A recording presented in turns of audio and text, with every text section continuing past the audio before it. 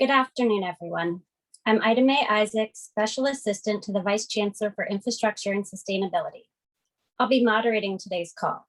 Some quick housekeeping items before we get started. This is the second of two campus master plan open houses with an added focus on the broader Boulder community today. We will start with opening remarks, followed by a presentation by the campus master plan team, and close with 15 to 20 minutes for question and answer from our audience. All attendee lines will be muted throughout the call. If you have a question for our presenters, please use the Q&A function at the bottom of your screen to submit a question. You can submit questions throughout the presentation. We will do our best to get to all questions. If we do not get to your question, there are opportunities to provide feedback at colorado.edu/masterplan. That includes a join the discussion button where you can submit comments and questions, as well as an interactive Miro board where you can pin comments to specific locations on a few of the slides that will be shown here today. We will also be posting our presentation on the same webpage for those who are unable to attend today's session. On today's call, we have Chancellor Philip DeStefano, who will provide some opening remarks, David King, Vice Chancellor for Infrastructure and Sustainability, and Amy Kirtland, Campus Planner and Project Manager for the Campus Master Plan.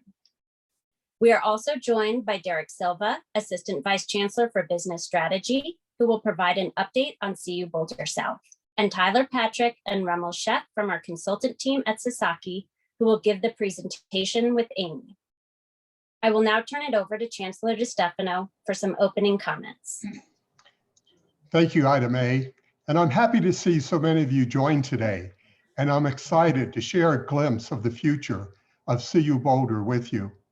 Maintaining a robust and forward-thinking vision for our campus physical environment is essential to CU Boulder's core mission of education and research. Doing so empowers us to make strategic decisions on development and maintenance in the short term that align with and enable our long-term approach to the campus of the future. While the university has a statutory requirement to update the campus master plan every 10 years, the current iteration is the culmination of several campus planning efforts in recent years. It builds on the Strategic Facilities Visioning Initiative that was completed in 2019 and defines the types and mix of spaces we'll need over the next 30 years. Strategic Facilities Visioning was a cross-campus collaboration that aligned with other strategic planning efforts like Academic Futures and our IDEA plan to ensure that our approach to space on campus supports our visions not only for teaching and research, but also diversity, equity, and inclusion and other priorities. Sub-planning efforts like the Transportation Master Plan, Housing Master Plan, and Energy Master Plan are also now informing the new Campus Master Plan. Ultimately, the goals of the Campus Master Plan include the following: creating a long-term facilities development plan that integrates the findings of these and other recent initiatives. We want to maintain the campus character and document the outdoor spaces and buildings that will be preserved. The plan will identify campus areas for opportunity and improvement with a focus on addressing deferred maintenance and renewal. It will reassess how we use space, particularly in light of the pandemic, to ensure that physical space is resilient, efficient, and continuously improved and developed to meet current and future academic and research priorities.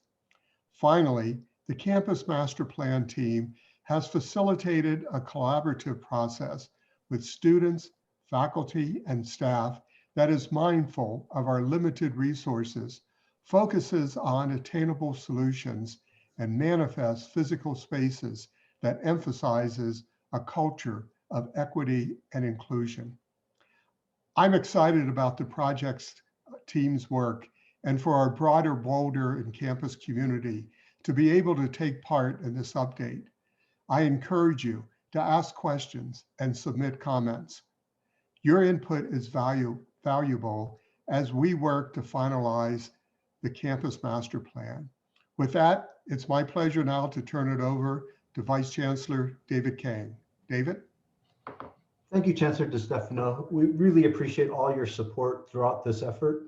I just wanted to add a few remarks about our campus master plan process before I turn it over to Amy and the project team.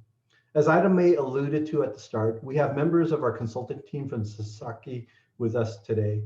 The university went through an extensive process to select a nationally recognized campus planning firm to work with our in-house team in developing a 30-year vision for development and improvements on the campus, with a particular focus on the next 10 years. In addition to being one of the most respected firms in campus planning, Sasaki has a rich history on our campus, having created a comprehensive development plan for CU Boulder in the 1960s. Their expertise has proven invaluable in helping us navigate both the overall process and the stakeholder engagement. Next, we had intended to launch the Campus Master Plan initiative early last year and pause when the pandemic began. We knew early on that the pandemic was impacting how we use campus space currently and could have lasting impacts on the way we approach space for the future. We wanted to be able to capture those insights in this plan, many of which are listed here. At the same time, we didn't want to wait too long. In addition to the statutory requirement referenced by the Chancellor, we feel the timing is right for this vital planning effort to move forward so that the campus is prepared to begin implementing these lessons learned and create positive impact as soon as the fiscal and other impacts of the pandemic lessen. The pandemic lessons learned have magnified the need for a facilities plan that is resilient, sustainable, and adaptable. So those were key values we sought to weave throughout the plan, and we will continue to do so moving forward as we implement each individual project, considering carefully which projects are best for new construction versus those where renovation and renewal present the best path forward. We are also more focused on life cycle costs and impacts. We need to make sure that we are being good stewards of our resources as we make decisions. And we will continue to build on the idea of our campus as a living learning lab, seamlessly integrating cutting-edge research with operations and teaching and learning. Finally, we know the university's future is interwoven with that of our community, and we strive to ensure that the decisions that we make impact our community in positive ways. So we want a master plan that recognizes the synergies between the campus and community, enhances opportunities for engagement, and addresses shared ideas and interests such as safety, sustainability, increased housing options, and a vibrant mixed-use community. With that, I'm pleased to turn it over to Derek Silva. Thank you, Dave. Before we get too deep into the presentation, I want to give a brief update on CU Boulder South. We know that this property is on many people's minds. It's been a lot of media around it recently, and it's not addressed in the campus master plan. So the university continues to negotiate with the city on an annexation agreement for CU Boulder South. And we're excited to partner with the city to provide much needed flood mitigation for our community. And we're pretty optimistic about the discussions that are taking place. At a high level, the university is pursuing annexation to obtain the capability to develop 129 acres of the 308 acre site to ensure we can meet the future predominantly housing needs of the campus community. Under the current transaction, the university is donating 80 acres to the city at no cost. 36 of those acres will be for the flood mitigation structure, and another 44 that could be dedicated as open space. We've also offered to donate an additional 2 acres for a new city fire station to be located at CU Boulder South. Once the annexation agreement is in place, we will have a better sense of what we're able to develop at CU Boulder South. And we've agreed with the city that the predominant use will be housing, along with limited academic and commercial uses. In the meantime, the Boulder Valley Comp Plan guiding principles for CU South established for the site during the 2015 update created guardrails around what types of development the university can and cannot move forward with. This includes abiding by the city's 55-foot height limit for all structures on the site, as well as an agreement not to build any large-scale sports venues or complexes. The annexation agreement will further define these requirements. It's a legally binding agreement to which the city can hold the university accountable. Based on the current timeline the city has laid out, we're hopeful that we'll be able to complete annexation by September. And that's what I've got for the update. Thank you.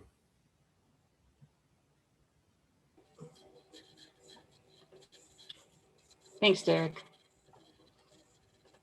I'm going to shift into giving a quick overview of outreach and process to date with the Campus Master Plan. You can see a calendar here. The Campus Master Plan is really about a year-long endeavor. We started in the fall with phase one, what we call discovery and analysis, really looking at our existing conditions and site conditions, as well as our space usage on campus. Later in the fall, we moved into phase two, into concepts and scenarios, testing out ideas. We sit in April where the arrow is, looking at being about 3/4 of the way through our process. With outreach, on the left, you can see the number of groups that we've met with both on campus and off campus. On the right, you can see a calendar. The gray dots are meetings and engagement opportunities that have already occurred. The gold dots are things that have yet to happen. You can see that we have an executive committee that we meet with on a monthly basis. We have graduate students. We met with graduate students and undergraduate students.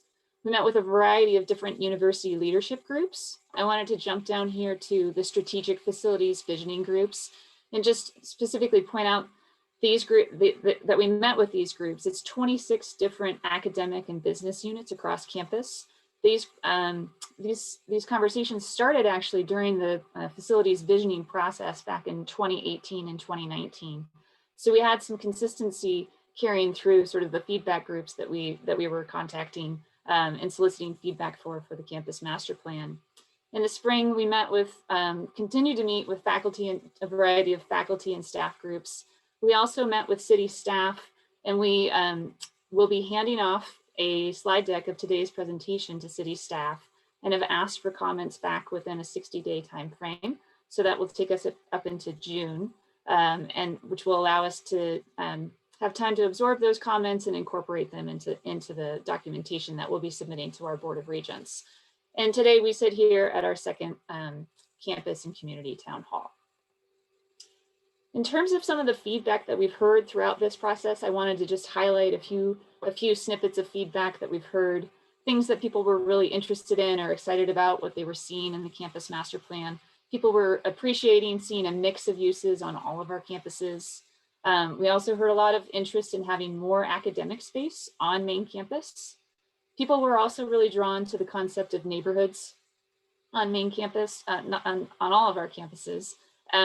And those neighborhoods could be both academic and also residential neighborhoods. And people were also really interested in having student services on all of our campuses. In terms of things that we knew that we needed to continue to work on and people gave us commentary on that we've incorporated into the plan today, people noted the fact that Norland Quad is a really successful space, but there's still ability to add vibrancy to that space. It doesn't necessarily mean it might be in physical improvements. It could be in programmatic improvements, such as adding student services in that area of campus. People also pointed out that we need better access and visibility to the cultural assets on our campus. There was also an interest in creating a creative design hub on campus and continued interest for more academic space at Williams Village, trying to make that a more effective living, learning community. And then also really a desire for flexibility and flexibility at a small scale so that spaces are flexible, and also at a larger scale when we think about the framework that we're creating, knowing that we will always have variables that pop up and surprise us, such as COVID-19, and that we need to create a framework that really can be flexible. As the Chancellor mentioned, we did a number of precursor studies to the Campus Master Plan that really set the stage for the Campus Master Plan. Two of which I wanted to highlight a little bit deeper were the Housing Master Plan and the Transportation Master Plan. From the Housing Master Plan, the key findings are that we house 10,000 residents on our campus right now. Through a series of studies and demand exercises, we learned that we really do have the ability to grow and diversify our housing on our campus beyond sort of the traditional 2-bed dorm room. We also recognize that we have a lot of aging infrastructure and deferred maintenance within our housing stock that we need to address. And finally, the main takeaway from the housing master plan is that it is financially feasible for us to grow the number of beds on our campus to 2,700 or 3,900 beds within the next 15 to 20 years. Shifting over to the transportation master plan, the key recommendations coming out of that endeavor were really the importance of providing fast and frequent travel between our campuses. Also, needing to create mobility hubs that can act as key transfer points. They would be positioned at campus gateways, and then people could disperse from those locations. The concept of the walk, which is an idea that I will show you in the next slide. And then also working with the city of Boulder to create transit lanes between Main and East Campus so that we can really create those that fast and frequent network that we've been talking about. And finally, the importance and the need for adding more structured parking, more garage parking on our campus. Those garages would be paired with mobility hubs. They would land at campus edges so that we can receive people on the periphery and then allow them to disperse from there further and deeper into our campus, and really, building on that idea of park once. And here's a visual of that concept of the walk. It's really, pedestrianizing 18th and Colorado streets. You can see Folsom Stadium in the background to sort of orient yourself. But how do we give back this vehicular street back to the pedestrian and back to the bicycle? Thinking about creating, mobility hub and a transit hub on either side so that we could have small shuttles that could traverse this corridor, and also recognizing that this corridor would be open to service vehicles at certain points of the day.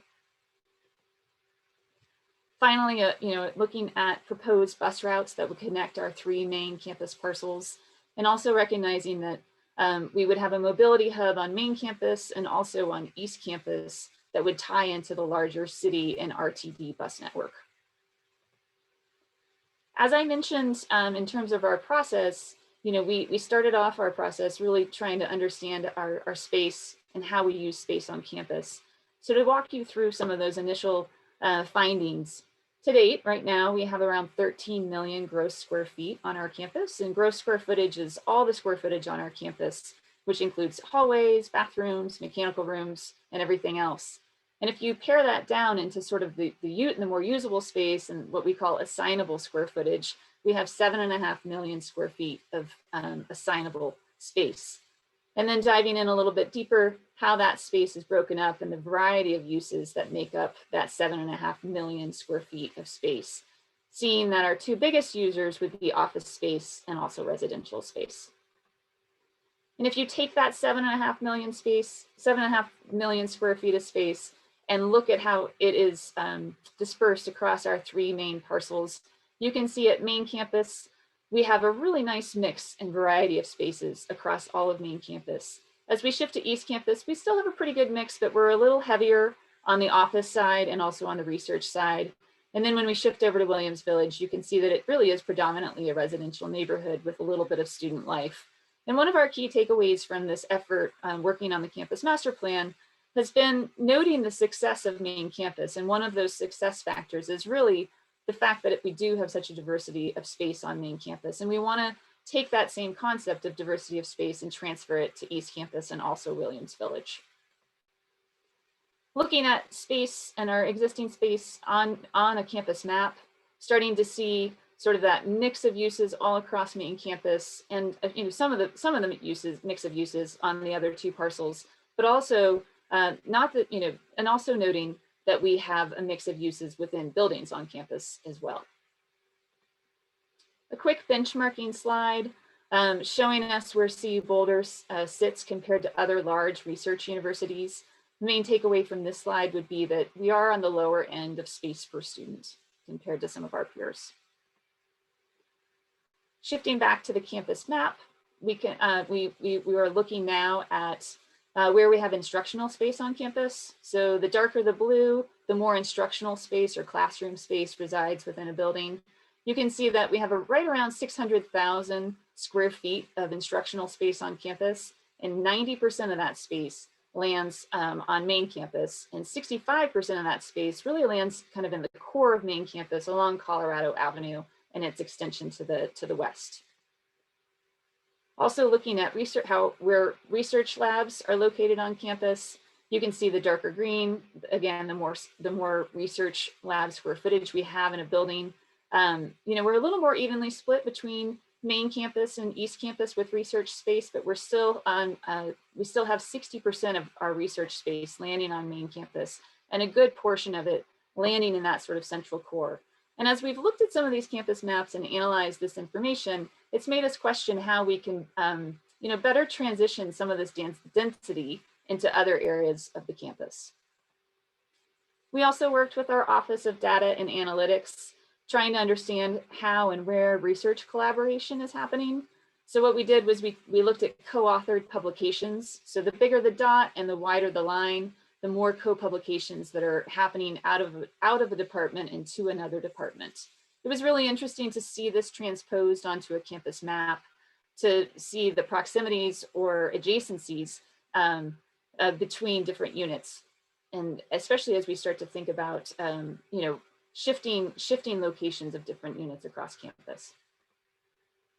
This slide talks about our current supply of space, which is showing up in the gray bars, versus our projected space needs over the next 30 years. And so in the gray bar here on the right, you can see that we have that almost 7.5 million square feet of space currently today. What we're projecting our need to be in 30 years is right around 11 million square feet of space. And then in the blue bar, you can see what the campus master plan is proposing in terms of the space build out. And we'll describe those to you and illustrate those to you later in the slideshow. If you shift back over to the left, looking at the different use types, you can see that the two main use groups that we will be having the most significant growth in would be housing and also research. And one final note on this slide would just be that, in the gold bar here in the office category, the office projections were taken pre-COVID. And this is a category that we do think that we will see some space savings in as we negotiate sort of the return to work post-COVID. So something that the campus master plan will certainly adjust to whatever those new realities are. And a couple final slides in terms of the analysis. We did conduct a survey on campus. It was really more than a survey. It was an interactive mapping exercise where people were given a campus map and could place icons on the campus map and show us how they use campus. One of the first questions we asked was, where is the heart of the campus for you? And not surprisingly, the answers that came back were, many of them landed right at, the heart of Norland Quad. Interestingly enough, as we got deeper into reading the feedback, it became evident that Norland Quad was more of a symbolic heart of campus, and some of the more active hearts of campus land at the UMC and also at Fair and Field. It was important for us to note also, seeing that there are multiple hearts on main campus, and knowing that as we continue to develop Williams Village and also East Campus, the importance of having multiple hearts across all of our parcels.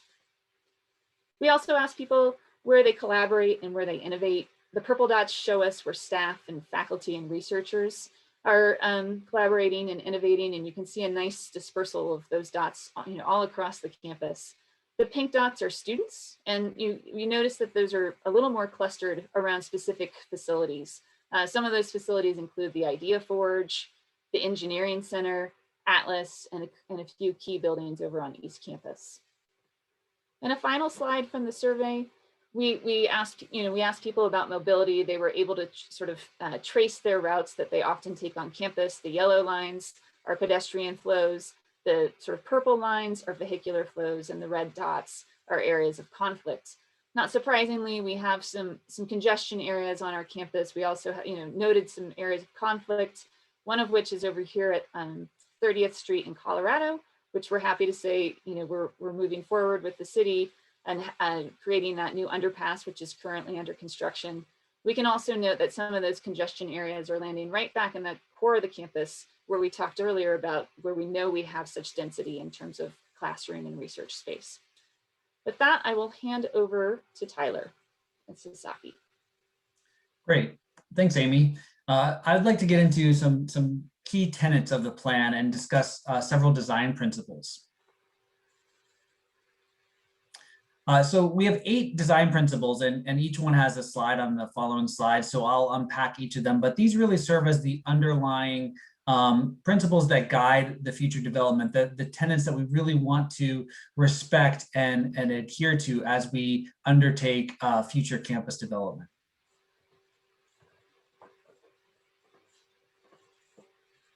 So first is engaging surrounding communities, and that is really talking about enhancing the connections between the campus, but also improving our edge conditions, making sure that we have a welcoming gateway onto campus, strategically locating facilities on campus so that we are engaging the community, welcoming them onto the campus, and providing that sort of real full range of spaces for campus and community to come together. Next is diversifying campus neighborhoods. As Amy said, we are looking to further diversify the uses on all of our campuses.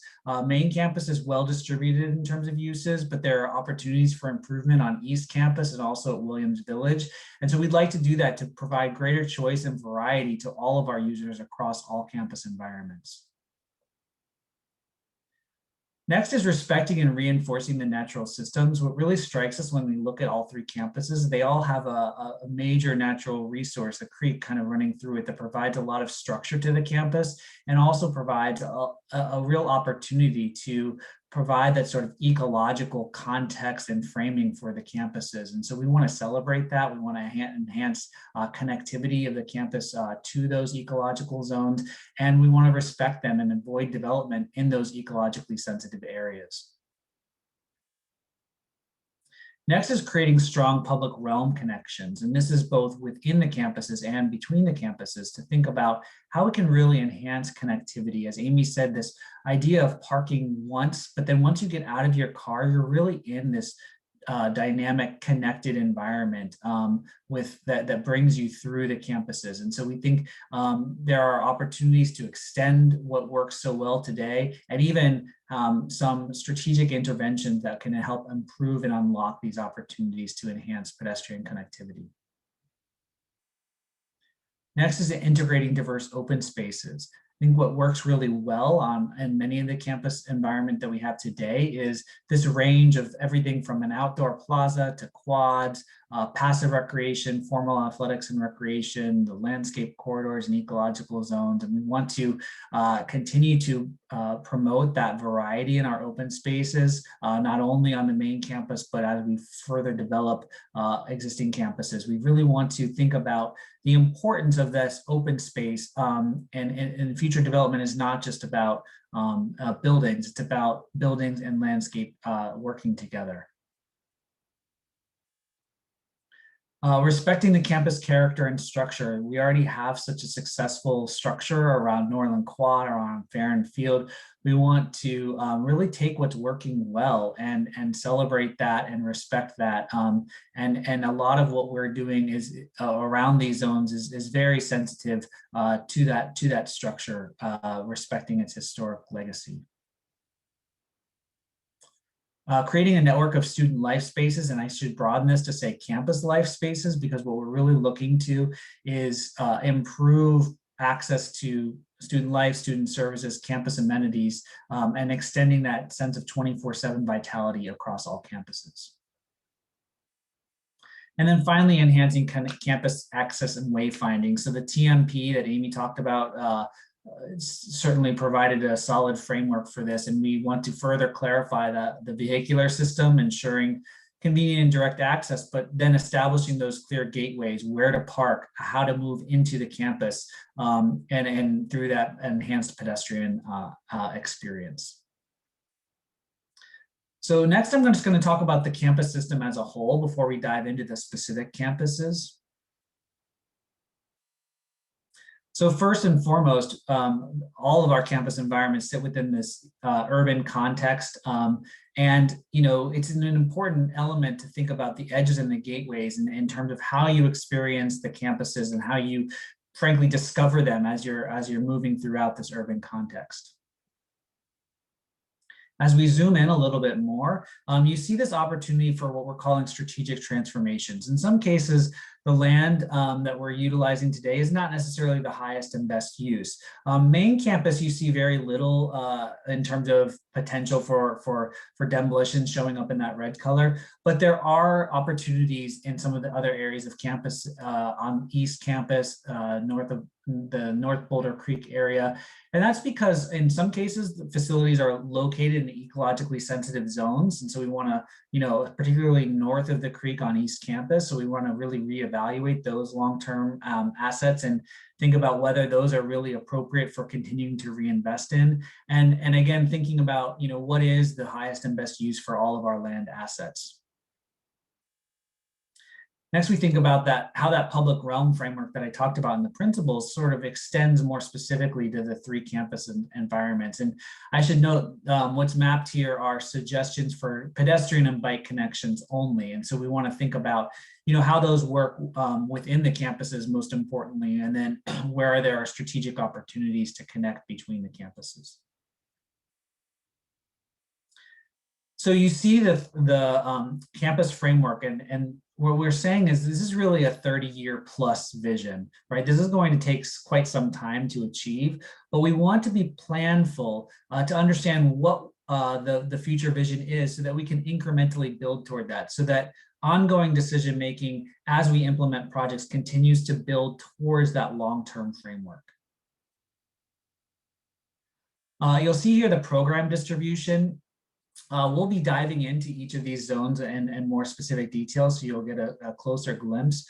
But you can see what we're really trying to do is, with new program coming online, is really diversifying program typology offered on each campus. So really trying to reinforce the structure. So if we click to the next slide, you actually see that new program overlaid onto where the existing program is, and you start to see the variety of colored uses happening across campuses. So, academic growth at Williams Village will really balance out a lot of the housing that's there today, a real mixed use approach at East Campus, and then just further reinforcing that which exists on the main campus in North Boulder Creek.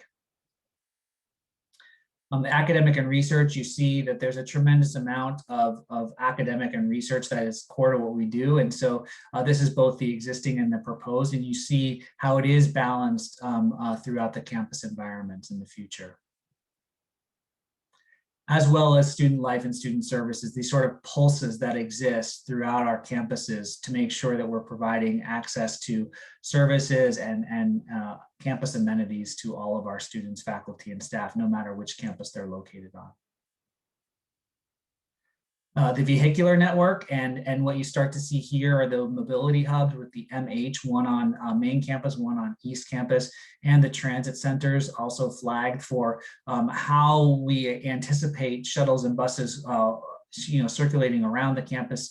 You see that most of the significant vehicular network is really on the periphery of the campus. That's not to say service and emergency vehicles won't have access, they will, but in terms of everyday vehicular traffic, we're really trying to keep that more to the periphery.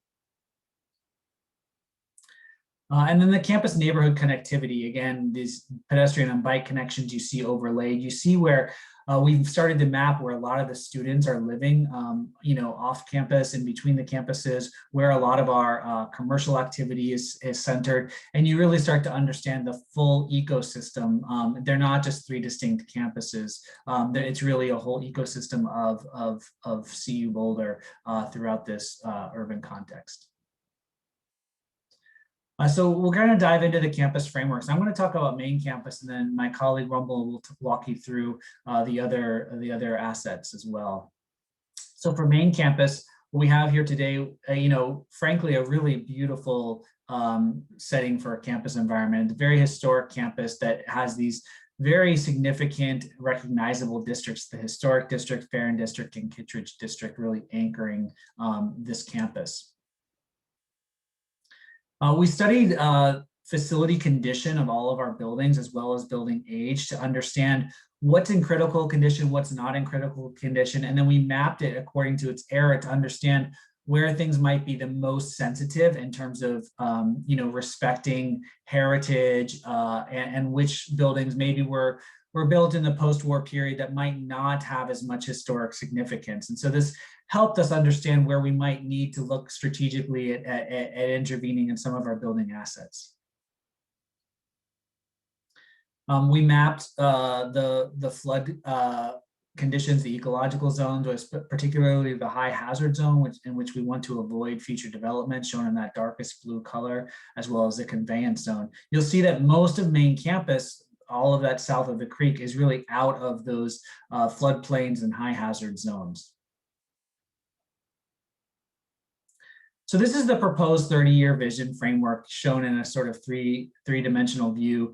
You see kind of Farron Field kind of right in the center of your screen, Norland Quad kind of on the center left of your screen. And what you see here in the white is how the new buildings really start to integrate into the fabric of the existing.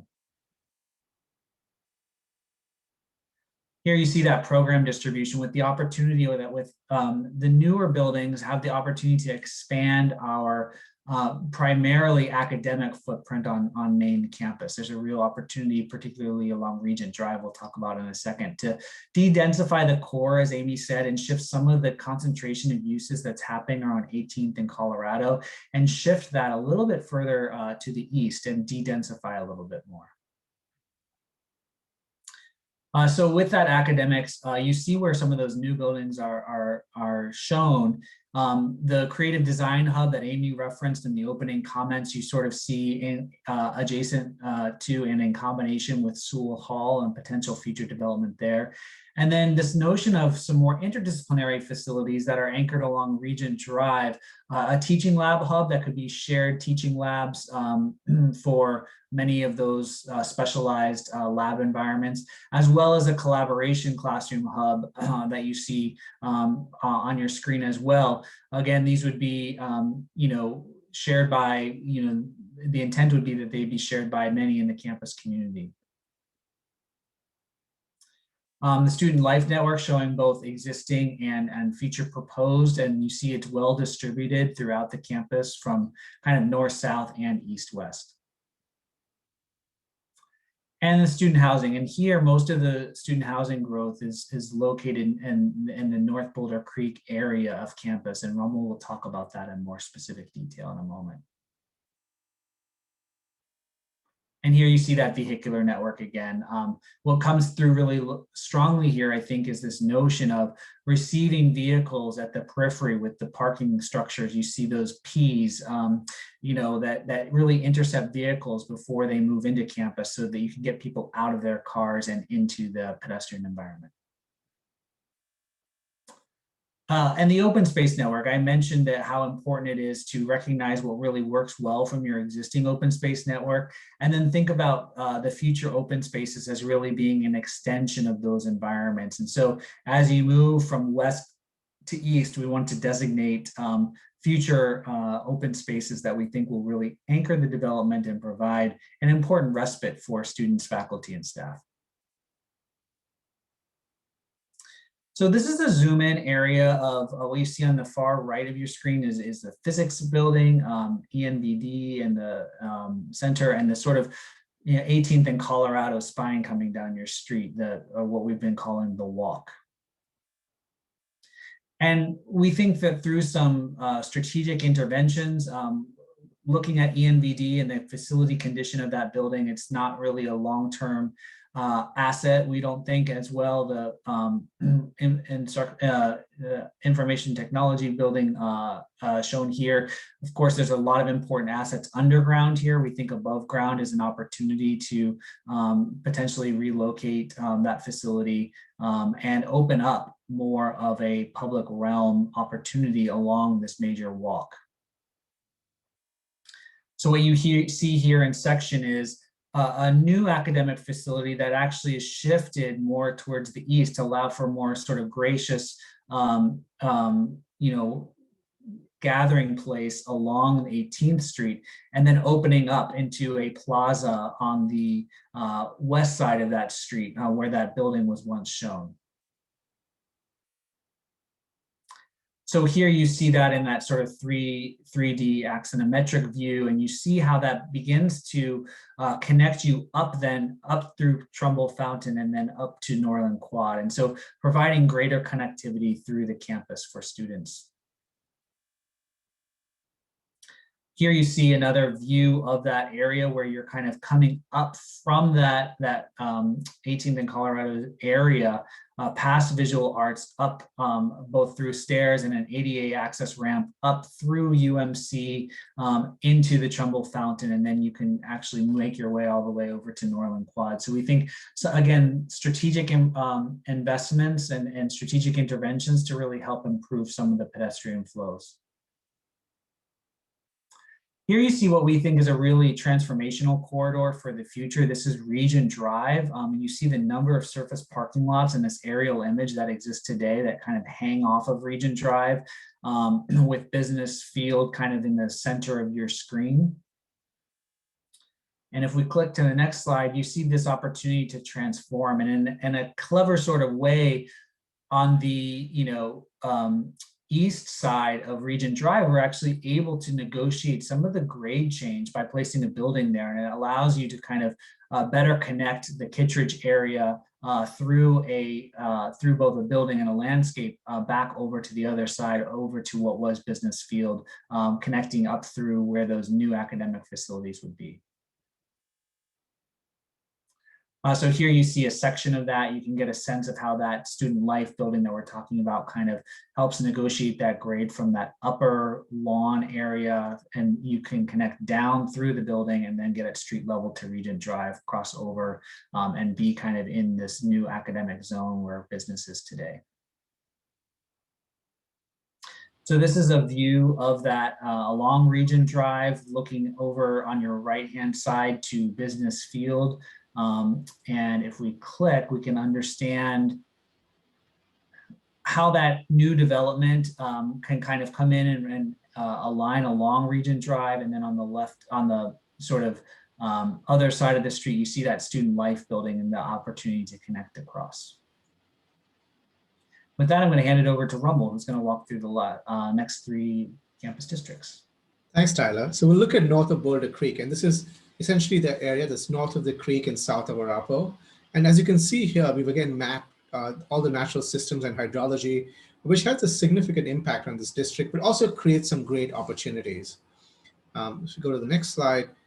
So our intent here was to create a great student housing residential district that fronts onto the creek, that creates great new open spaces, creates a new heart for this area, but also capitalizes on some of the mixed uses that you have around Arapahoe and Folsom. So there's a mixed use community on that eastern side and a more undergraduate residential community to the western side of the district.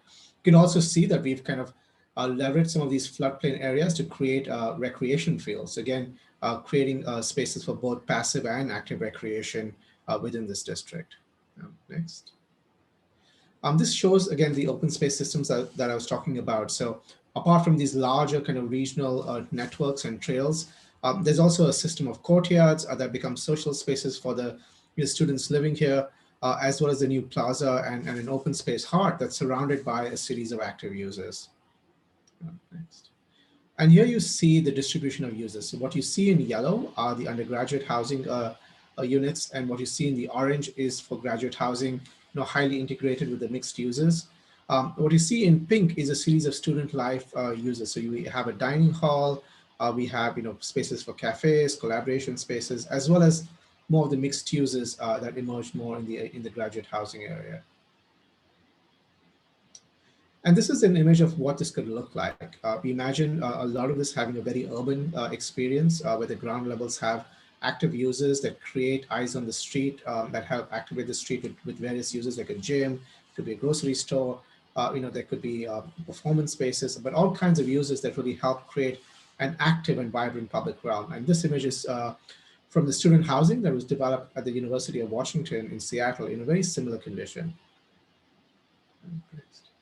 And here you see this idea of a green heart. So it's the bridge that comes in from the main campus that crosses the creek, and it lands directly into this new kind of campus heart that's surrounded by housing as well as a series of active users. And this is an image of or a cross section through that area. And you can see main campus on the right side of the screen, which is at, at a higher elevation, and the bridge kind of stepping down to this new open lawn, green heart, with the Boulder Creek in the middle. And again, you can imagine this having a great new landscape setting emerging for the housing, but also reinforcing the landscape and pathways along main campus. And this is a section through what we are calling a new student spine. This is Athens Street that runs through the middle of the housing district. And the intent here is, again, to have a street that's more pedestrian and bike oriented. Certainly vehicles will be allowed to go through in a controlled manner, but you can see the widened public realm, the increase in vegetation. And the intent is for students to occupy the street, to move around it, and really make this a collaborative and engaging public realm. Next. And this shows what that looks like today. And we go to the next slide. We imagine this as being a transformational experience. Again, you can see this widened public realm, spaces for people to be outside, for cafes and other active users to spill out. You also see the dining in the background, which again opens out onto the creek, but also establishes a strong connection through the bridge coming in from main campus. Next. So we'll now move on to East Campus, which is again an incredibly transformational opportunity. And as you see from this slide, not only does it have, again, a significant hydrology aspect to it and flooding, which we are kind of working with, but also a significant amount of opportunity to create new transformational buildings and landscapes within the orange zones that I identified here. Next. And this is the overall kind of vision for East Campus. And the intent was to create a 21st century research, academic, and student life district. And based on a number of projects that we've looked at and experiences, the intent was to make this a highly mixed use and vibrant district. So you had a critical mass of people, of students, researchers, faculty, even outside partners, creating this great density for serendipitous encounters, for exchanges of knowledge and ideation, and creating this kind of very intense 24/7 vibrant atmosphere. So you can see all the buildings in white are proposed new buildings that will take place over this long 30-year vision. And then in orange, also introducing significant new student life amenities to give it the same sense of participation that you would have on main campus. Next. Here you see the new academic and research buildings, and this is again tied to some of the analysis that Amy was referencing early on. So again, working with some of the existing investments that CU has made on this campus and adding onto them. A significant aspect of this is also to create spaces for allied industry and outside partners. This is an important aspect of emerging research districts, but also to kind of promote innovation and entrepreneurship. So the intent was to kind of give them a strong presence along Colorado, but also very strongly integrated within the rest of the campus. And this shows how we're also kind of working with some of the existing academic disciplines on East Campus, enhancing them, reinforcing them to create a series of these academic and research neighborhoods. Next. And this shows you the integrated kind of mixed uses. So apart from the academic and partnership uses, what you see in yellow is also undergraduate housing, especially for some of the senior students there. And in orange, a space for graduate housing. And again, pink is the student life amenities that I referenced earlier. Next. And yeah, this just kind of highlights some of those student life and housing programs.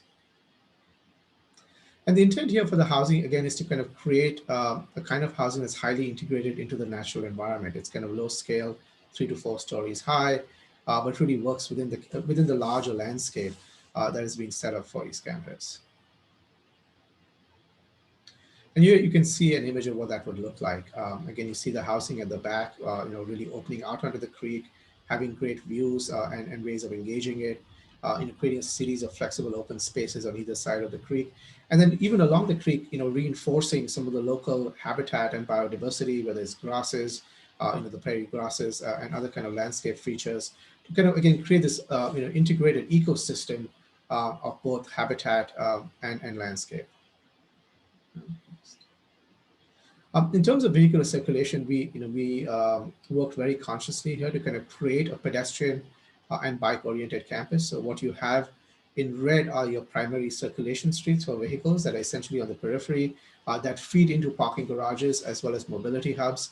And beyond that, the streets in orange are primarily for pedestrians and bikes. The east-west street that goes between 30th and Foothills will also have a transit shuttle that runs along it to make sure that students and faculty, etc., have good accessibility options in either end of campus. But for the most part, the rest of the campus will be mainly for pedestrians and bikes. And here you can see that central spine and the character of it. And in a similar vein to what we're looking at north of Boulder Creek, again, emphasizing the pedestrian and bike connectivity, but also looking at creating a diversity of spaces that traverse this long east-west corridor. And you can see what the campus spine looks like today. And in the future, we're imagining this as being transformed. Again, have a series of active users along it, also kind of having these great adjacencies between housing, academic, research, again, a vibrant public realm that allows indoor, outdoor learning as well as collaboration. And again, bringing in the landscape elements to help reinforce the larger kind of naturalistic character of East Campus. The open space network reinforces some of these ideas we're talking about. We also want to reinforce some of the hydrological systems and tap into them. One of the other things that we've done is over time, we're looking at decanting a lot of the development that exists today just north of the creek, moving it further south into the new buildings and opening up that space north of the creek for additional kind of recreation and flexible fields. Again, making sure that we are working with the larger high hazard and conveyance zones, and over time transforming the campus to kind of work with them. And this zooms into this flexible kind of campus hearts. Again, not only do we have a series of ecological spaces within the campus, but also flexible spaces that could be used for a host of diverse activities. And this is what that heart looks like today. And again, over time, we see this transforming into this very dynamic, flexible hub, where again, you see this juxtaposition of housing, student life, and academic users, but also very consciously opening out to this incredible views of the larger natural setting that the campus sits within. And even in winter, this could be a great place for students to hang out in, whether it's, having outdoor chairs and playing games, or just, creating spaces that also will bring in some of the warmer sunlight. So making sure that spaces like this can be used, throughout the year. Next. What also kind of enables a strong connection between main campus and East Campus is this new gateway at 30th and Colorado. And we think this is really beneficial as a way to kind of, make sure that the distance between the two campuses feels much less than what it actually is, and encourages more kind of pedestrian and bike connectivity. Next. The Innovation Plaza is where a lot of the partnership spaces will be located. And just to orient you, Colorado Ave is on the top edge of the screen. And this is really kind of looking in the opposite direction. So the aerospace engineering field with its flight fields is on the bottom part of the screen. But the intent here is, again, to kind of create a new heart here that binds some of the research and partnership buildings together. And this is, again, what it looks like today when you come into the campus on Discovery Drive. And in the future, we imagine this being, again, creating a great interaction between new partnership buildings, within existing research that happens on East Campus, but also creating a series of open spaces that can be used for collaboration, but also for testing, whether it's for rockets or drones or other kind of activities that are part of East Campus. So we'll move on to Williams Village, and here too, I think the opportunity has been to kind of work with the hydrology. Again, a very strong aspect is Bear Creek, recognizing the impact that it has and tapping into that, but also looking at some of the underutilized kind of lots, like the surface parking areas, the area to the east by the Chancellor's residence, transforming that, and also looking at more strategic interventions that will also give this campus a similar level of amenities in terms of student life, academic, and housing. Next. And this shows the vision for this campus. And you can see how we're transforming some of the surface parking lots along baseline for new recreation fields, introducing parking garages in strategic ways to make up for that lost parking. And then around some of the housing towers, introducing new mixed-use buildings that could be a mix of academic, housing, as well as student life. And then along the eastern side, where you had the chancellor's residence, really look at this as a potential future family senior graduate housing that is very low density and really works with the surrounding context. Yeah, thanks. And here you can see the mix of different uses. So what you see in blue are these mixed use buildings. The pink represents new student life amenities. And orange is new kind of housing that I was just referencing. Next. As we zoom into this idea of an academic village, the intent was to make sure that there was this right balance of academic uses, housing, and as well as student lives. Again, we're introducing these 4-story buildings that really act as wrappers around the existing housing and help activate the public realm, but also kind of create new kind of public spaces that can be used by students in a variety of ways. Next. And this is an existing condition of what this looks like. And again, if you kind of look at that lower level, the horizontal space that ties the two towers, you can see it's a maze of different programs of offices and some student life areas. And we really want to transform this into a student life hub. So if you go to the next slide, it shows you this vision. And the intent is to create this two-level student life hub that you access as you come down from the housing, but also ties into new academic buildings that surround it. Next. And these are a series of images from both Northwestern, as well as the next one, which is from the LaSalle Institute in Utah, that shows how we can create this incredible kind of experimental ideation spaces for students to hang out and to work in. Next. And here's again a view of the campus green as it exists today. And this is the new kind of campus heart that's being envisaged by introducing this new student life and academic building. And you can see the series of new academic buildings with active ground floor users really kind of creating a strong public realm experience. Next. In terms of the vehicular circulation, again, we're kind of working with the existing network that exists on campus, consolidating parking those garages, and also for the family housing area just east of Bear Creek, making sure we're not burdening the neighborhood east of it. So a lot of the access comes from the existing network that already works within the campus. The open space system, again, reinforcing a great ecological setting, but introducing new recreation and intramural fields throughout the campus. Next. And this again shows a cross section of that new student spine, again, in the student life building, and how these different insertions are creating a sense of activation and energy for Williams Village. Just again, a zoom in view of those recreation spaces.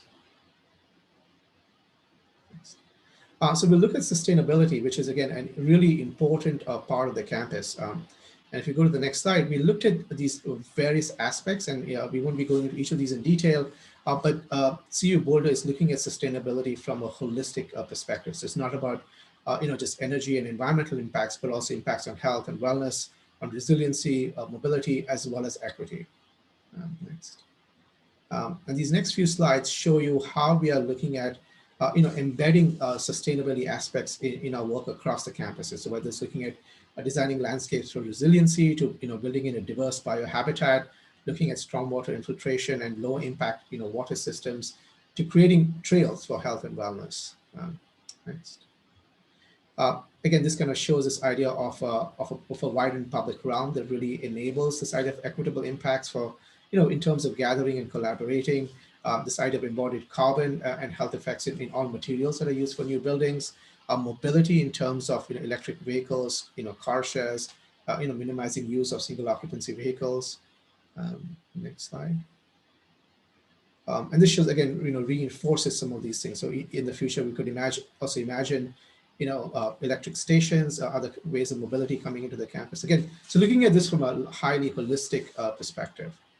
So I'll transition over to Tyler, who will now talk a little bit about implementation.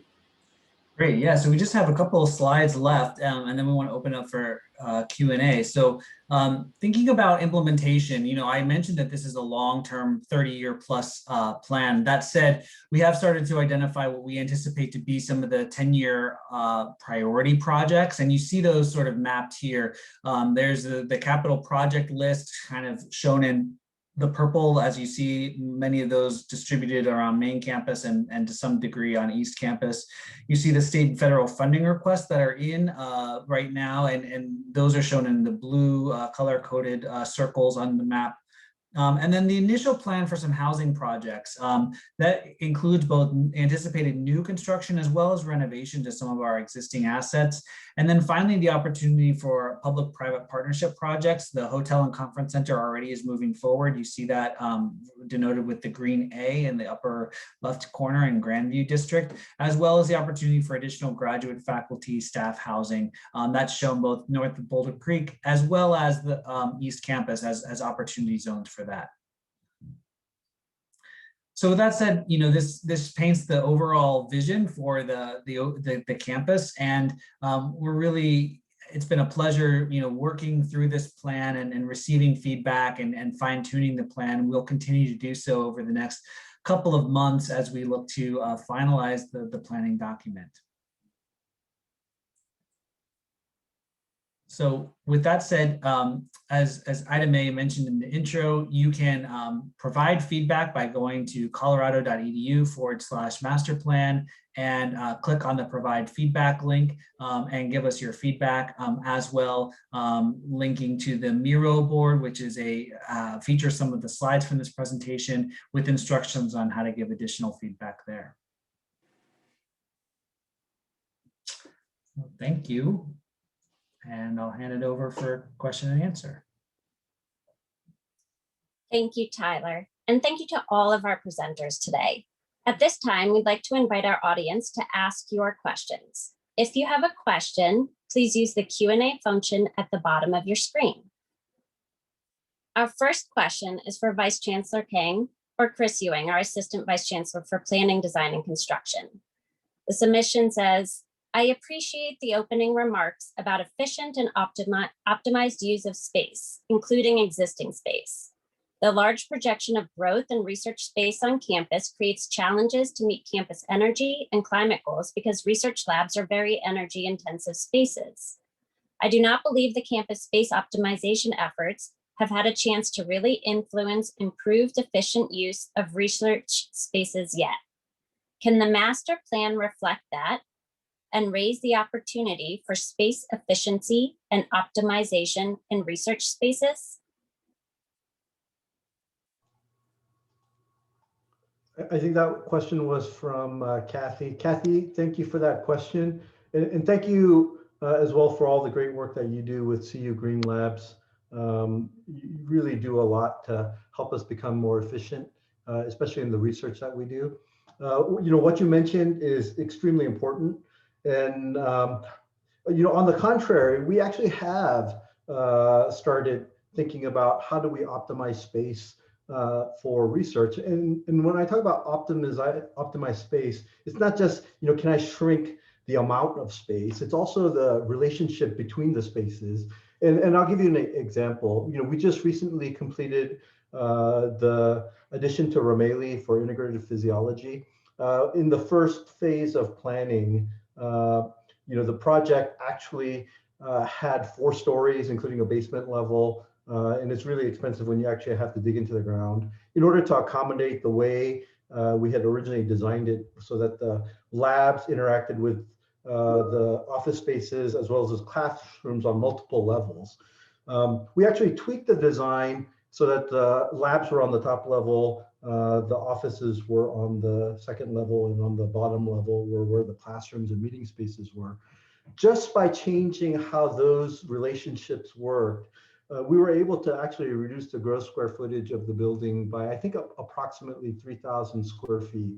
We were also able to reduce the capacity of the HVAC system and the air handling units while still providing resilience and redundancy. And not only that, we actually reduced the first cost of the project by $9 million. I mean, these are real savings.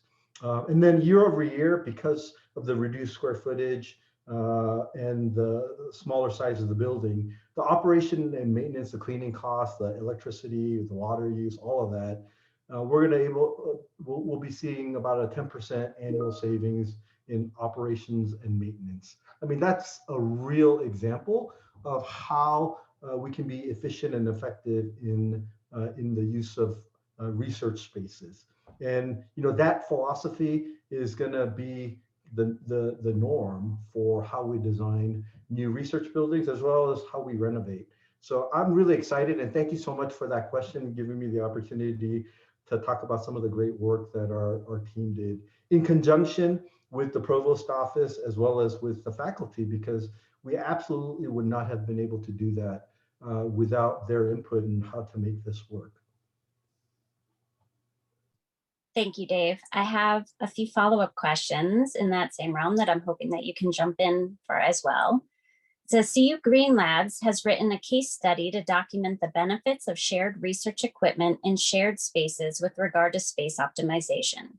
Is enhancement of shared research resources on campus and its benefits for efficiency with research space, infrastructure, resiliency, and benefits to science and research itself something that is within scope to include in the master plan? And also, is a strategic approach to research cold sample storage for efficiency, risk management, resiliency within scope for the campus master plan? Yeah, those are a lot of very specific questions. The campus master plan is generally a land use plan, but as part of our energy master plan, our design standards, kind of how we design high performance buildings, those kind of philosophies, as I mentioned, will definitely be integrated. And you're absolutely right. These buildings are very energy intensive. We have about 20, I think it's 22% of our buildings are research, and they use about 43% of the energy on campus. So being really conscious of the square footage, how we use energy, how we design our buildings is extremely important. And central management of some of these spaces will definitely help with optimizing space use as well as energy use and resilience as well. So it's much easier for us to provide energy security if the equipment is consolidated into one room. Ultra low freezers being a critical example, where they're alarmed, they're in one location. We can provide some type of backup support. It's easy to find if something happens. These are all things that we work on every day. And if we can design it so that it's efficient and effective and resilient right from the beginning, I completely agree. That's the way we need to do it. One item, if I could just add on to Vice Chancellor Kang's comments, the campus master plan does start identifying land use, as he mentioned, and one of our goals from that campus master plan is how do we diversify our land use, and especially as we expand on the East Campus. What that starts to do with research, and I think it starts to get to the questions that are being asked, is we're creating neighborhoods for research, and that by clustering those neighborhoods, it's providing opportunity for core research facilities, cross-pollination for research. And as we start to group those types of uses, that we can better leverage, create better use of our energy demands on those buildings, and follow on to that our space optimization policies and so forth that all weave into creating efficient research buildings. And if I can just give one more example, and this is not directly tied to research, but it does impact everything that we do and how we approach different projects and deferred maintenance.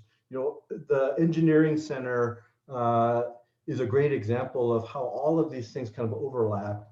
We spent $850,000 at the engineering center to tie their cooling system to the chilled water loop, which was centrally controlled by our utilities. By doing that, we were able to actually retire $15 million in deferred maintenance backlog of the chilling system, existing chilling system. We were also then able to increase efficiency by 40%. And then we also reduced peak demand by 3 megawatts. So these were huge savings across the board for research, office spaces, student spaces, classrooms, because those are all the uses that happen in the engineering center. And then at the same time, we're able to create more resilience for the system because the central plant has redundancy. It's staffed 24/7, so we don't have the outages. So that's just another example of how we can do this that touches research, academics, office space, administrative spaces. Thank you both for those answers. Our next question is for Derek.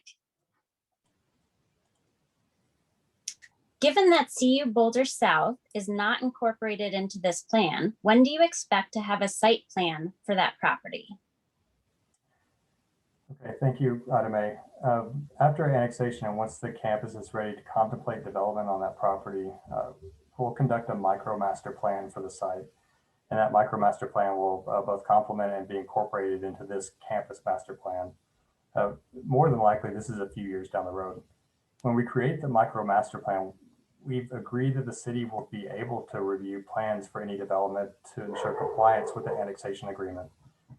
The city will also have the opportunity to submit comments for consideration for any projects constructed at the site.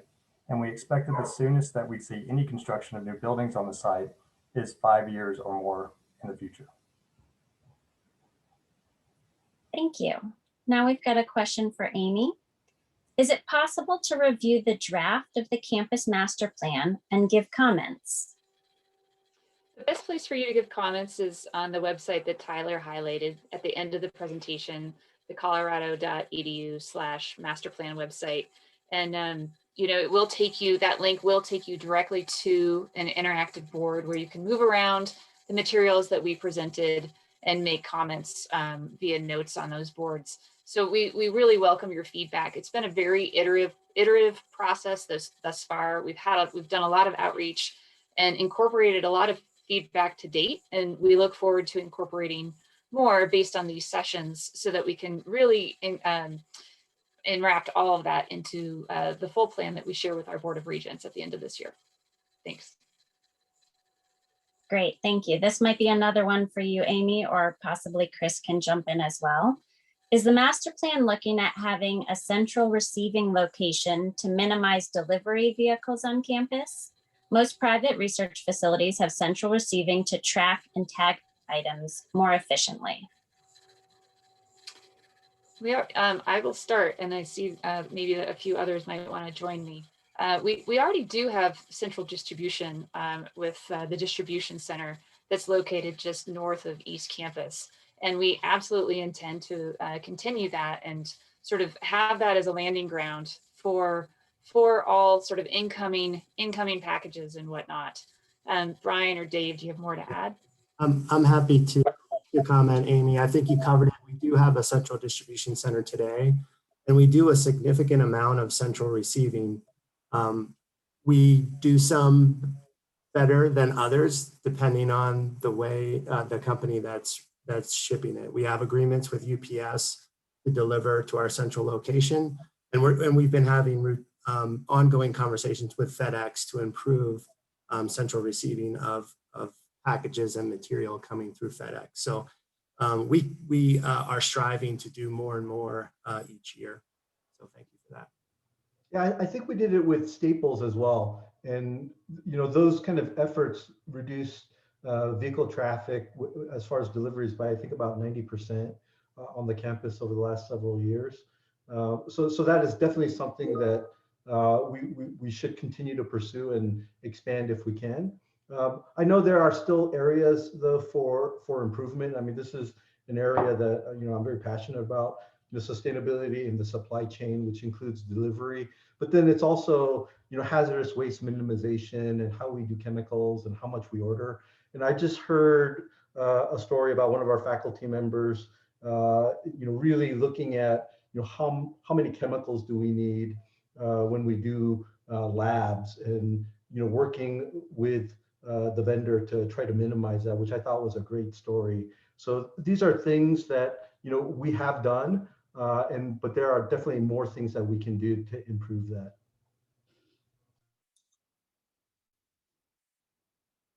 Thank you. One final question from our audience for Dave or possibly Chris. Can we go above and beyond LEED certification and into the realm of living buildings, which strive for net zero or net positive energy, are free of toxic chemicals, and lower their energy footprint many times below the generic commercial structure?